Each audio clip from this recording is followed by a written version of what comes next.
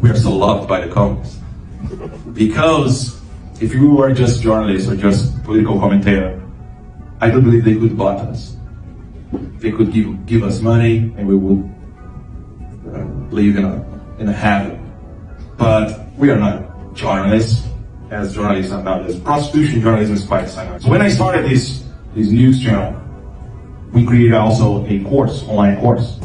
My YouTube channel from 2014 until 2020 reached 1.2, 1.3 million followers.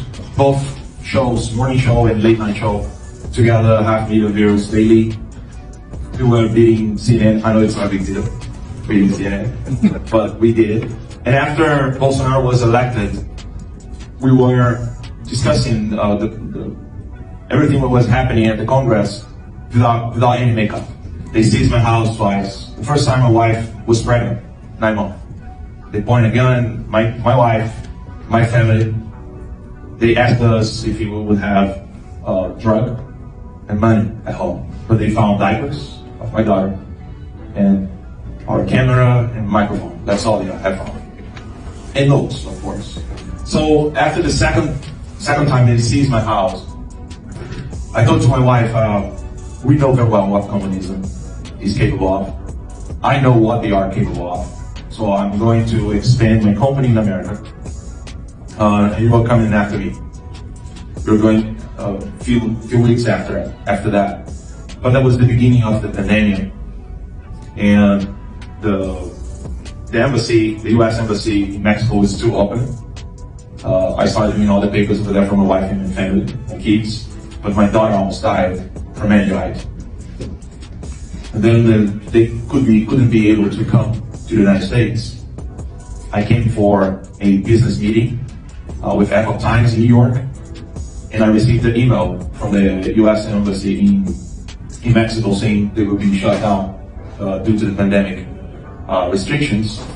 So I couldn't be able to finish my wife's papers to come almost a year after that. Alexandre de Moraes ordered my arrest and deportation, put my name on a red notice on Interpol, canceled my passport, froze my assets in Brazil.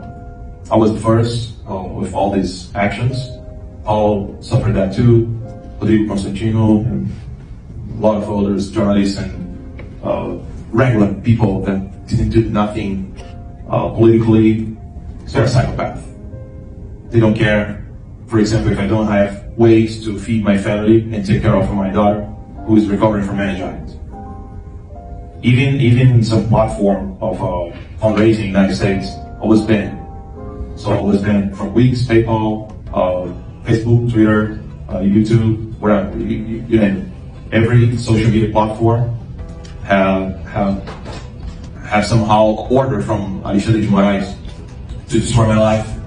After destroying my company, 70 employees, I needed to call them and say goodbye and take care. People are afraid to take pictures with me. If I am even outside of Brazil, so for example, if there is a meeting here and some Brazilian will be here and take a picture with me, they will be afraid to post it on social media because their house can be seized and searched just because they took a picture of me. And this is not a figure of speech. I'm literally saying this is the level of persecution we are facing in Brazil right now. Because communists, they really know they can play with politicians. They can play with some journalists, but they cannot play with people that are determined to die for freedom. They are afraid of this kind of people. If you compare what communism is doing here in America, in Europe, in South America, there's one thing that you need to pay attention to understand what is the difference of the strategy and tactical differences. Doesn't matter that much because they don't change. But why the United States is capable to hold these earthquake that communism does all the time. And Olavo gave us an answer. The United States kept the same education before the United States was born.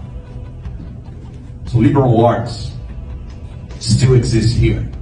It's a fairy tale in South America. It's a myth in Europe.